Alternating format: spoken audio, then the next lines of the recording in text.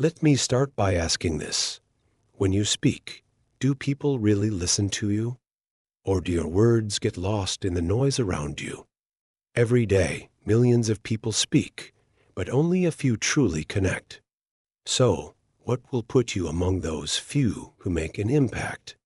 The world is overflowing with voices, but what it lacks is clarity, authenticity, and respect. For instance, you're in a meeting sharing your thoughts, and you start your sentence with, "I'm sorry, but..." Think about it. Why are you apologizing for speaking up? For taking a breath of air, or simply existing in the room? Many of us undermine our own value in life with unnecessary apologies. In a way, it's like handing over our power to others. These apologies send a subtle message. I'm not sure I deserve to be here. Or, what I have to contribute isn't important enough. Earning respect isn't something you demand, it's something you earn. It's a matter of posture, approach, and habit. In this talk, I'll guide you on how to develop these habits. You'll learn ways to earn respect, the secrets to showing up authentically, and how to give your words the weight they deserve. If you master these principles, people won't just listen to you, they'll remember you. So, go ahead and like this video while I dive into the details. If you're ready, let's begin. Because if you have a story worth sharing, and I'm sure you do, it's in your hands to amplify how you tell it. Let's leave a mark together. Let's start with this question. How many times have you caught yourself apologizing for something unnecessary? For instance, you're in a meeting sharing your thoughts, and you start your sentence with, "I'm sorry, but..." Think about it. Why are you apologizing for speaking up? For taking a breath of air, or simply existing in the room? Many of us undermine our own value in life with unnecessary apologies. In a way, it's like handing over our power to others. These apologies send a subtle message. I'm not sure I deserve to be here. Or, what I have to contribute isn't important enough. But here's the truth: you do have the right to be here, and what you have to say is valuable. Today, we're flipping that script. Let me illustrate how excessive apologizing looks and how we can turn it around with an example.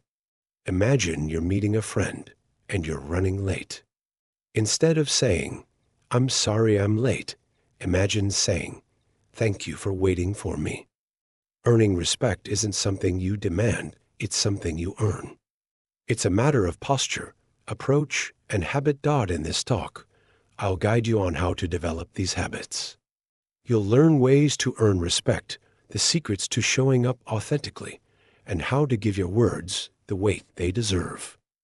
This isn't just about behavior, it's about mindset. When you let go of unnecessary apologies, you start to own your space. For example, in a meeting, instead of saying, "I'm sorry, but I'd like to add something," you say, "I have an idea I'd like to share." This simple adjustment boosts your confidence and sends the message that what you're offering has value. Remember, this isn't about being forceful or aggressive.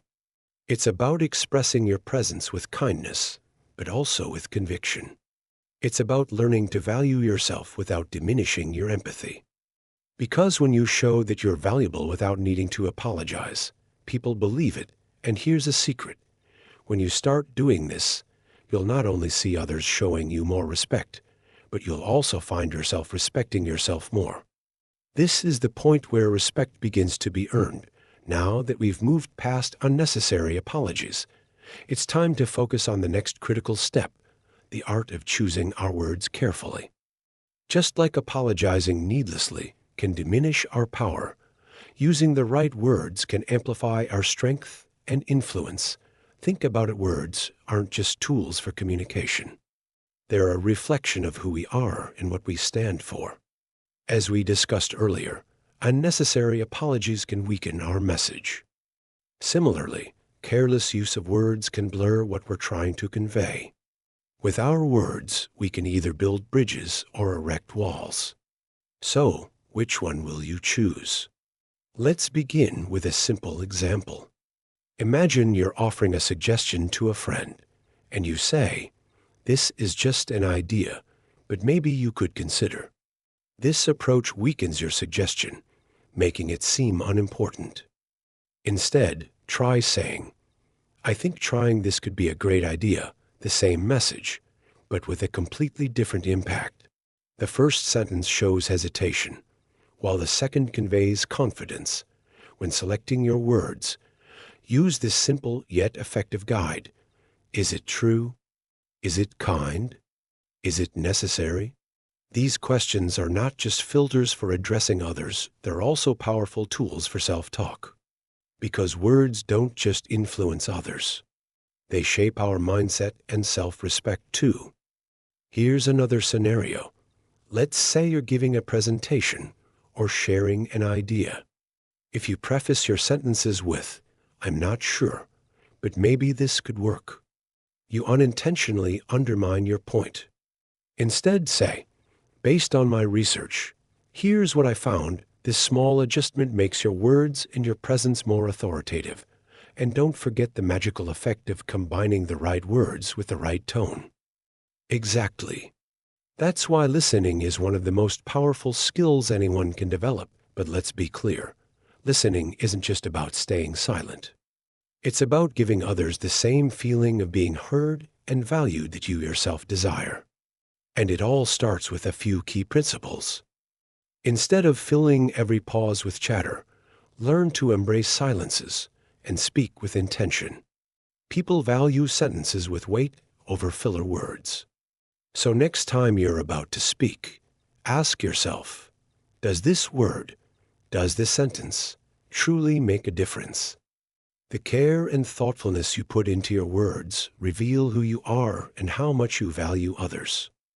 When you're deliberate, considerate, and intentional in your speech, people don't just listen, they truly hear you. Because remember, your words are your legacy, a force that resonates long after you've left the room. Choose them wisely, and they will speak for you in ways you can't imagine. Listening, the foundation of connection. If speaking is building a bridge, listening is the foundation that supports it. And it's here, in the act of truly listening, where real leadership and meaningful impact begin. Take a moment to reflect. How many times have you been in a conversation where you felt the other person wasn't really listening? Their eyes wander, their attention drifts, or they interrupt before you even finish your sentence. How did that make you feel? Ignored? Undervalued? Exactly. That's why listening is one of the most powerful skills anyone can develop. But let's be clear, listening isn't just about staying silent. It's about giving others the same feeling of being heard and valued that you yourself desire. And it all starts with a few key principles. What is real listening? True listening isn't about hearing someone so you can respond. It's about understanding them. It's about making the person across from you feel that their words matter. Small actions like maintaining eye contact, showing you're present with your body language, or nodding occasionally to affirm their words might seem minor, but they create a profound impact. Here's a simple example. Imagine a coworker shares a new idea with you. Instead of multitasking or casually acknowledging them, you put your phone down, turn to them, and listen intently. Then you respond with something like, "I really liked this part of your idea. Can you tell me more about it?" In that moment, you're doing more than just hearing. You're showing that their input matters and that you value their contribution. Listening isn't limited to hearing what's being said. It's also about asking thoughtful questions that encourage the other person to open up further. For instance, if a friend shares a problem, questions like, "How does that make you feel?" Or, "What's been the hardest part of this for you?" help them articulate their thoughts and emotions. This not only deepens the conversation, but also shows that you're there to support them. Do you know what destroys effective listening? Interrupting. Whether it's out of excitement to share your opinion or an eagerness to tell a story, cutting someone off sends a clear, albeit unintended message. What I have to say is more important than what you're saying. On the flip side, when you wait patiently for someone to finish, You demonstrate respect and genuine interest in their perspective. The next time you're in a conversation, ask yourself, am I just hearing, or am I truly understanding? If your intention is to understand, then you've already taken a step toward building a real connection. Listening is one of the most powerful tools you can have as a leader, as a friend, and as a human being.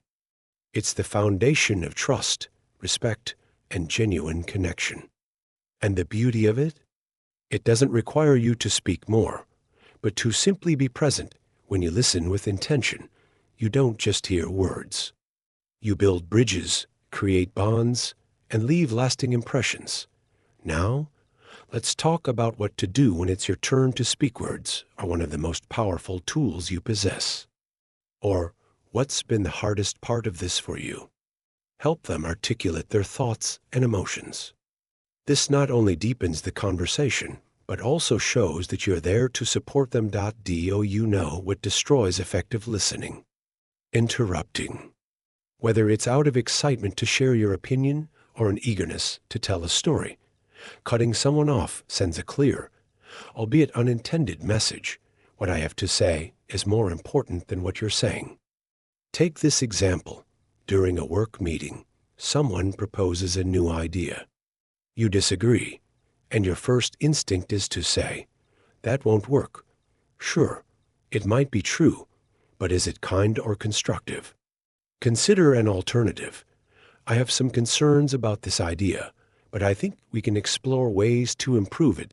The same message is delivered with respect and a collaborative tone, encouraging dialogue instead of shutting it down. Don't speak just to fill the silence. Many people feel uncomfortable with silence, especially in social situations, and rush to fill it with unnecessary words.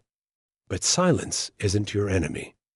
On the contrary, it's an opportunity, a chance to gather your thoughts and choose your words with care. Pausing during a conversation can make you appear more thoughtful and impactful. Every word you say will carry more weight with your listeners. For example, as a leader addressing your team, instead of speaking quickly and non-stop, allow yourself moments of pause. These pauses give your words space to resonate and your audience time to absorb your message.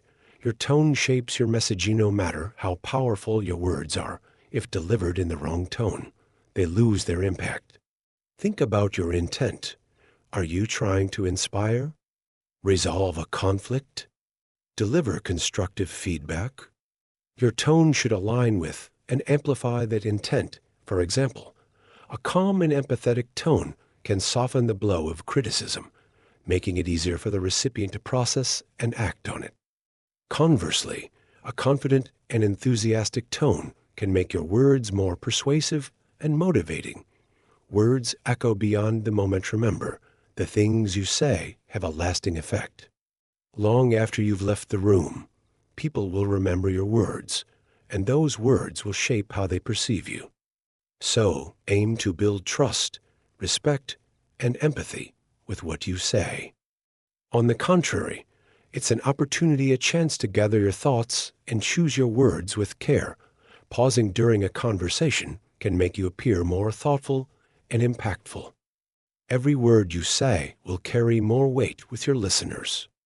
For example, as a leader addressing your team, instead of speaking quickly and non-stop, allow yourself moments of pause.